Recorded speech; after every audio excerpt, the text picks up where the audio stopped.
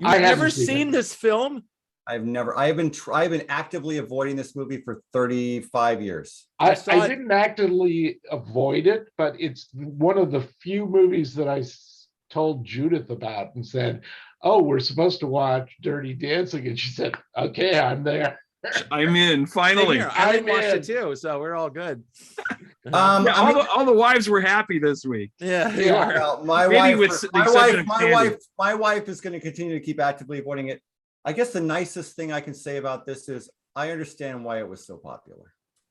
Oh, it's definitely. I mean, he takes his shirt off. John, and it's like I understand why William you like Shatner shirtless. Forget it. What, Chris? So, John, I understand why you like it. Why do I like it? It's the same thing as it's the thing we just watched. I mean, the two leads are they're charming. They have great chemistry. It's kind of a sentimental story. I think that it's very much like, I looked it up a little bit. Like, I understand, like, this, no one expected anything out of this movie. The guy that directed it did not have like a strong track record. His filmography this is his first feature. Yeah, no, maybe probably next to last one too. But Patrick Swayze is a flippin' movie star, and Jennifer Grey was like, she was adorable and very watchable. And they did a good enough job with the production design that they had to kind of like try to paint this picture in the background of the Catskills, and this, it's shooting in South Carolina. Any song that was in Virginia. Any song that was not written after 1963 is fucking terrible. They stick out like, but they really stick out like sore thumb. And if you think about it, like, okay, so let's see, this came out in 87, right? Right. So how old would a woman who would have been 19 years 1963 have been in 1987? Do the math. Right. This movie is a bullseye at that demographic at the point it came out, and it's no wonder 43, by the way. Phenomenon. Yeah, I think it's a much wider demographic. Basically, I would add like 10. All women to that, pretty much. Yeah. Anybody who liked, You've Got Mail or Sleepless in Seattle. Yeah, I mean, exactly. Here's the thing: I've never seen this movie. I knew exactly what was going to happen because either you just see everything coming, or the zeitgeist. You've got enough pieces of this through the years because it was definitely pop culture.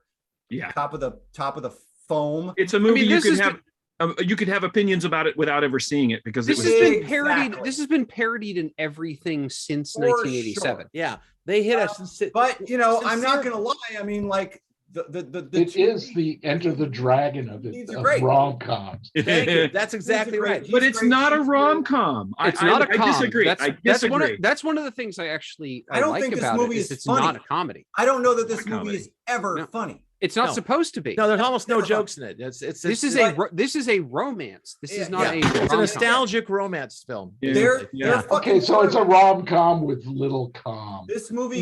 That's Hallmark movies. This movie coasts on the chemistry of these two the same way that Moulin Rouge coasts on the chemistry of Ewan McGregor and. It's and what's her name? Okay, Chris, I often agree with you, but I'm going to disagree with you on this because I think you're writing it off a little too much. I think it's more substantial than Moulin Rouge. I think by far. I think it's got an actual story. It's politics. It's got its heart in the right place. It's very egalitarian. It handles this theme of abortion very well. That is the only social commentary in this entire movie. I disagree. I mean, when you see what was the kid that worked in the Yale student with the copy of the Fountainhead? When you see him hold that Robbie. up, I pointed out that's the first place you see the Ayn Rand. He states the thesis or the antithesis of the story by saying some people matter and some people don't. That's what he says right up at the in the first act. Yeah, pretty much. And we see that, and she wants to change the world. Baby wants to change the world. She's going to go off and join the Peace Corps. She specifically calls out her dad for being classist in this movie. And he continues all the way up until the very end of the movie when Robbie's like, "Oh, we've all done something like that." He's like, and then he flips, takes the goddamn tears money up the check. Yes. Okay. Yeah. So I think it's more substantial than you're giving it credit for. Absolutely. Here's what I got out of it. And this is think the most interesting thing about it, at least for me, this film has 3 lobes. It's kind of like a cylinder with the lobes on it. There, because it addresses 3 different historical eras. First is 1960, I think 2, the first it was set in, right? 62. Okay, 63. The world back then looked like JFK, very square, or before the summer, just before the Beatles, all that stuff. It was all very, it was very much 50s kind of holding out in the 60s. Yes. And that sensibility is there. The second lobe is when this film was made in 1987. And the sensibilities of that era, of the contemporary era, come in there with like, the modern music and the attitude toward abortion, which is very 87. Back then, it was no big effing deal. It's weird to think that now, but in 87, characters got abortions all the time in movies. But that's true. Fast Times. The hidden part, except they hide the fuck out of it. They do, and they always end up like, I don't know. There was a therapeutic abortion. The kid died basically, but the middle lobe that's missing is the late 60s. The late 60s established this whole, those people are squares, rebel against the system. The original people were all racists and classists and counterculture. Counterculture came up, and counterculture is in this film. This is the beginning of it. But the thing is, like the sensibilities that came up in the late 60s are the people who made this film in the 80s talking about the early 60s. It's all the people that go every year to the Catskills to be the dancers and the dance instructors. Yeah, they are the counterculture. They are from a lower class, and they are actually living through this 80s filter. Yeah, they're listening to Cousin Brucey on the radio. Cousin Brucey. Right, they're integrated, and they're actually enjoying their lives and living sort of these passionate, real lives. Yeah, that's exactly right. So it's pre-hippie. It's pre-hippie, but it has some of that ethos. But that sensibilities are, that the hippie, like the anti-establishment sensibility. They're almost beatniks in that way. Informed films. Sort of that's the transition. Yeah. We are involved in Vietnam at this point in time. Right. They mentioned Vietnam. A couple of times they mentioned, not by name, they say Southeast Asia. Well, when they're walking out of the room, the sister asks the dad, "Oh, do you think if Vietnam falls, then something else will fall after that?" Like she literally starts talking about domino theory in it. Like it is like we are at the cusp. This is the cusp of where that starts. I personally think it was 1.5 to 2 years before people started talking about Vietnam. It took till 65, and the Marines coming. But these people are highly educated East Coast liberals who would be reading the New York Times, who would be. I mean, she's named after the first woman ever in the what do you call it? We lost Scott. No, I'm here. We lost your video. Sorry. Yeah, we lost your video. I'm back. Don't worry. We're good. The cabinet, like like. Oh, right. They mentioned the first woman in the cabinet. Yeah. Like this. There was someone in the cabinet named Baby? Francis Perkins. Oh, Francis. Okay. Like the whole thing is that these people would be much more informed about what's going on than your average American at the time. Right. And remember, the president of South Vietnam was assassinated during this movie. Well, they might have been like mentioning it, but it wasn't like, the thing is, the emphasis I thought came later. I think that was the film talking to people in 87. Well, but what I'm saying is this is the cusp. We're on the cusp of this happening. Like you have this sort of this boomer generation who is looking back at their parents, their greatest generation parents, and being like, you people are backwards. Right. Like you think war is the answer. You think that that you can restrict people from the type of dancing they want to do. You can restrict people from the type of love they want to have because of class or race or whatever. Yeah, right. And I love that Baby is like, has these dreams of going off to join the Peace Corps and change the world. And she ends up changing the world at a resort in the Catskills before she gets there. Yeah, sure. Think globally, act locally. Exactly. Right. Yeah. So I picked this because I never saw it in the theater when it came out, and I was totally in the camp with the rest of you boys. It was just like, that's a girl's movie. I don't want anything to do with it. I don't care. It's probably terrible. But then I started seeing it on TV because it's one of those ones. Sheila has some favorites, and it's like surfing channels. Oh, Dirty Dancing's on. We're watching Dirty Dancing. Doesn't matter where you come in. So I saw it sort of incrementally. I incrementally became a fan. Like the last 15 minutes, then the last half hour, then the last 45 minutes. And at some point, I was like, "This is fucking great." I just came around. And I think what cemented it was this tweet, and I went and looked for it just the other day, and it was from 2018. And I never forgot it. And I'm going to go find it and read it to you guys. All right, we'll wait here. Yeah, just one moment. I saw this when it came out in theater in '87. So you want I worked. You want to have chainsaw juggling? We can do well. So, here it is. Here it is. So yeah, all the stuff we've already said. The dancing is great. The leads are so charismatic, and then all the social issue stuff that we talked about. But here's this guy's take. His name's Alan Scherstl. He's a writer. He says, I rewatched Dirty Dancing a month ago, and I still can't believe Hollywood doesn't recognize how profitable it can be to make movies about characters who work together to do something artistic and are also super turned on. Well, yeah, they were all pretty cutting edge.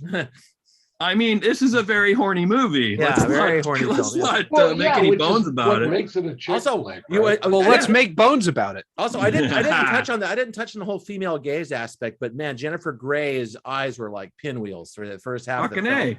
right? She is staring at him and like looking like a dog looking at steak, man. Like, oh man, it was something. It was something. And the thing is, I don't know if that was common or not back then, but it certainly was striking. You know, it was like her. They gave the agency. The film gave her the agency in this one.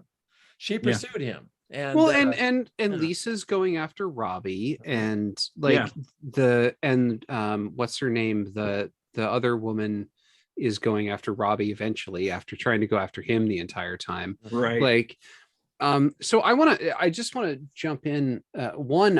I was not one of the people you're talking about, John, who looked at it and said, this is a girl's movie and blah, blah, blah. Like I watched this. God, did you see it in the theater? I was 4. You know what it was? I forgot. I was a teenager. This is a great date film. Sure. Sure. Yeah, it's a very good date film. So I watched this. I watched this like late. Because when it ends, Patrick Swayze's gone, but you're right there. Sorry, Ted. Exactly right. I watched this. I watched this in the late 90s at some point. I think on WPIX in New York, and I remember enjoying it back then. And I haven't seen it since. And when you picked it, I was like, oh yeah, okay. You know, I'll go back and I'll rewatch it. And I found myself really moved by it. Wow. I think the acting is really good across the board in this movie. I think everyone is doing a really good job in it. Jerry Orbach, especially. Mm-hmm. The scene where she goes and talks to him, and she's like, "You can't just be." I'm part of the family, like this scene. That scene, right? You can't give me silent treatment. And she walks away, and he hasn't said anything. And she walks away, and he puts his hands up like this. Like you can see him just deflate into that chair of like, oh fuck, I'm doing the bad thing. Like I'm being the bad guy here. Person here. Right. But on the other hand, he's so caring and interested and helpful for Penny, you know, and like he does. Maybe that's, you know, his Hippocratic oath or whatever, but also he keeps going back to see her and check on her and make sure she's okay and heals her from this, and never actually gets upset about the abortion. He gets upset about the fact that baby lied to him. You know, like it's. Angie thinks that Patrick Swayze did it. Right. Then that scene's great too. When he shows up at the house. Right. Yeah. And he's like, you know, when he says the stuff, and then Swayze goes, yeah, you would think that, wouldn't you? And he just turns around and walks away. Well, that's good writing, because you want them to come together, and he's not ready. He's not ready. what's her name, Eleanor something, who wrote this. A lot of this movie is autobiographical for her. I didn't know that. Yeah. The another, just one weird sort of random, or a couple of weird random things. The song that plays right after that, when they meet up at the car going all the way up to the front of the hotel for the talent show, that's called She's Like the Wind. Yeah. That's Patrick Swayze. Oh, I saw It the is credits. Swayze singing. Yeah. That's Wow. Swayze I saw singing that. in this Oh remake. shit. It's not for this movie either. That was recorded for Youngbloods. Wow, that's kind of fun. And it was cut from Youngbloods, and they were like, oh, let's use it for this film. And it works so well. Yeah. Like it's amazing how well that song works. Mhm. Also, when they're all doing the talent show up in the front, and then they've got all the waiters up there and they're singing the song about the resort. The Heart and Hand song. Yeah. Yeah, that's amazing. All I could think about that entire time is the part in Fight Club when he's watching the TV and they all go, welcome, and Tyler's there, and Tyler's in the foreground. That's good stuff. It reminded me of that quite a bit. Yes. Well, that's another, we talk about when movies take you to a world you've never been. I would say that this movie qualifies for that, because just seeing like the talent show and the dance lessons and that scene where they're trying on the wigs, it's like, I'm sure that was all researched, and that's the kind of shit that really went on, at these resorts in the Catskills. Well, and it was just cool to see that crazy song that they sing. She's basically Karen from Goodfellas. Like, this is what Karen from Goodfellas was doing in this every summer. Right. Well, he was learning how to steal cars. Yeah, Well, the guys were he was up to his tricks, right? But I really ended up really enjoying it. Like, I thought I was going to be fairly sort of iffy on it, and I hate Time of My Life. Like, I we all do. Don't worry. Revile that song. However, Jennifer Warnes, when it plays in the movie, it caught me up. God damn it, it works. Yeah, it like, I get it. Like, it's one of those things where as I was watching the movie, I was dreading getting to that song. It's the emotional climax of the movie. And then when it finally happens, I think it really works in the context of this being sort of a pseudo musical. That song we heard in the radio before seeing this film, it's a missing puzzle piece. Well, and this film perfectly. Right. It's like, when is it going to happen? Here it is. I'd seen it when I was a teenager, but I just don't feel like I feel like I was too close to that song being popular at the time. Well, most people did. Yeah. So it really was the breakaway hit too of this thing. So they made a second album of more music from this that also went multi-platinum. This thing was huge, man. There was a sequel, there was a short-lived TV show, 2 soundtrack albums, as Dad just pointed out, 2 remakes. Cousin Brucey did the period music for this. He was the coordinator for that. Oh, really? Yeah. It was good stuff. But you can still hear him. Well, you could till very recently hear him on Sirius XM. He was still a DJ up to a year ago. I think he finally retired. Yeah, but he's really. This great. Is your cousin Brucey is the name of the guy. Oh, I don't know who that is. DJ. He's the DJ in this song, in this movie. Oh, so he's a real DJ from the 1950s and 60s. Okay. I didn't know that reference. And he's still on Sirius XM doing oldies. That's amazing. He was. Yeah. I also, this is something that probably I'm the only person who noticed, and that's fine. And this is specifically a thing for me, but he makes reference to the fact that the Mets are terrible in one of the little interstitials that they have. And in 1963, the Mets went 51-111. Like, they were the worst team in baseball by a wide margin. They were a huge joke back then. It was their second year of existence, and it spawned the book, Does Anyone Here Know How to Play This Game? Which is one of the best books ever written about baseball. That's a great title. It's a quote from their fucking manager, Sandy Koufax. That's right. So this film, it was obviously shot in location, like I said, Virginia, and it was supposed to be the Catskills, right? Right. I thought the DP did a fantastic job. It looks good because look at this. They had a lot of really bland, like, basically white sets and greenery, and it wasn't very interesting visually. He'd throw light color everywhere. There was always a pop in every scene of a little bit of color. It didn't look artificial, and it really made the film. I was watching it in 4K, and it just came to life. A lot of 80s movies are pretty homely, and this one is not. That's not. It's very handsome. It wasn't done flat. It was done with a lot of depth to the photography. I want to say Chris's was amazing. Yeah, that's all the outdoor scenery. There's that shot and another one I forget where it's a little more muted tones and it's real pretty. Yeah. By the way, that was October. The one when they're balancing on the log. Yeah, that's a nice shot too. Yeah. That lake scene was shot in October, and of course the water was freezing. And they're probably freezing their asses off.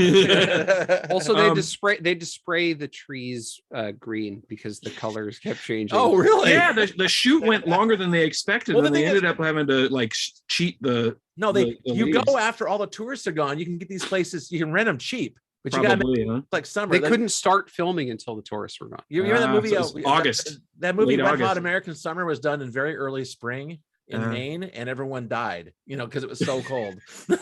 Everyone that was in that movie died. I know. Wear a bikini. No, I'm not going to wear a bikini. I'm gonna die out there. I want to say something about the music, because Tad brought up Time of My Life. So yes, we've got all these sort of 50s and 60s sexy songs in this soundtrack. Solomon Burke song is the best. From time to time, you get the non-diegetic the 87 score, song. which are 80s pop songs. And so it's like it takes you out of it, but it's always non-diegetic. So it's like, okay, this is supposed to tell me the mood of the scene or whatever. But then at the end, it's not non-diegetic. It's like Patrick Swayze gets up on the stage and says, now we're going to show you our kind of dancing. And so then they cue up the 45 from the future. And they played that Jennifer Warren song because it's playing on, and then the guy says, can we get sheet music on this stuff? So it's like all these people in 63 dancing to this song. Yeah, it's there's a video game called BioShock Infinite where people have actually gone to the future and they've come back with bits of music from the future. So they're like recording it as like 1930s music. Okay. And it's a really funny thing that happens through the course of it. And you don't know why. And eventually you find this one recording in this alcove that explains like, oh, a guy who's really into music kept going into the future and hearing these songs and bringing them back. Right. Well, maybe that's what happened. Well, no, it works. Like you said, Tad, it friggin' works. It's a great song, in the context. And this is what the film turns into. It's basically when a film turns into a musical, it becomes lyrical, which means you can break down the wall there a little bit. It breaks the wall, but I'm going to give it to him because at that point we're on the emotional ride, and it's exactly right. That's a good, I don't give a finish, shit, man. Good finish. All right, Jim's corner is waiting to go off anytime. It's all been said. I enjoyed it. It was fun. There you go. Short and sweet. Do we want Jared's? One thing is the nostalgia, trading off the nostalgia of the old songs from the 50s and 60s. And also, if you grew up in an East Coast milieu, you have this sort of vision of what a lot of middle class Jews did during the summertime, which is, go off to the Catskills and these strange institutions which started to die out right around the time this movie was supposed to take place. Once travel got cheaper, this stuff started. As he says, everybody wants to go to Europe now. Everybody's going to Europe now. Yeah, there is kind of that little sort of funereal tone at the end about this is all going to go away. Yeah. Well, and what's Patrick Swayze doing? He's joining the fucking painters union. Like they all know because he needs a steady job, right? Right. They all know. Yep. Yeah. It's what happened to the British holiday camps too. They used to have holiday camps all through the UK. And they were the charmingest thing you've ever seen. And of course, as soon as that cheap flights to Spain got expensive, they all went away. Then everyone moved to Mallorca. Yeah, pretty much. Yeah, Costa del Sol and Ibiza and drank too much, and like the Barcelona and drank too much. Yes. So sections of Barcelona, they're just British. Do we want? Jared's bit. Yeah, take it. Dirty Dancing. It's a frivolous, inane, melodramatic, overrated piece of hot garbage that only women over 35 love. Patrick Swayze can't act, but he was hot. Thumbs down.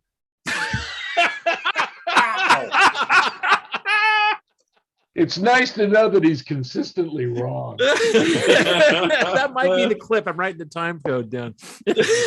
That was pretty funny though. Right to the point. Well, Yeah. why did I pick this one? Same reason I picked the other one. Sorry, Go, hold on. Bill. Sorry, hold on 1 second. If you is there make that more? the clip, can you please include the fact that it's Jared saying that? Because I don't want anyone to think that's me saying No, that. I think No. you should say Scott or No, Dad. Really I'm says gonna it. make a little cut out of his head and with a little spring-loaded mouth. Yeah, like a Monty Python Yeah. animation. Or Exactly. you're a So South- he you're a looks like South a Park- Canadian in Yeah, that's right. South Park. I love how they pick Canadians in that Doesn't show. tell me Okay. you didn't watch it. All right, go. I guess a glass of Philip thumbs. and Terrence. What? Well, I just thought we needed some counter programming. All the dudes, you guys would be getting we could get a lot of Nazis, and then Tad picked a few mammoths last week, and I was just drowning in testosterone. Plus, Sheila said, pick something good. So here we are. Well, okay. Well, you Wow. did it 1 out of Just 2. you wait, John. Well, anyway, Sheila. here's I'm putting mine up right now. I haven't seen it since it came out, and it holds up nice. It held I up. love this. understand why I love people it. Like it.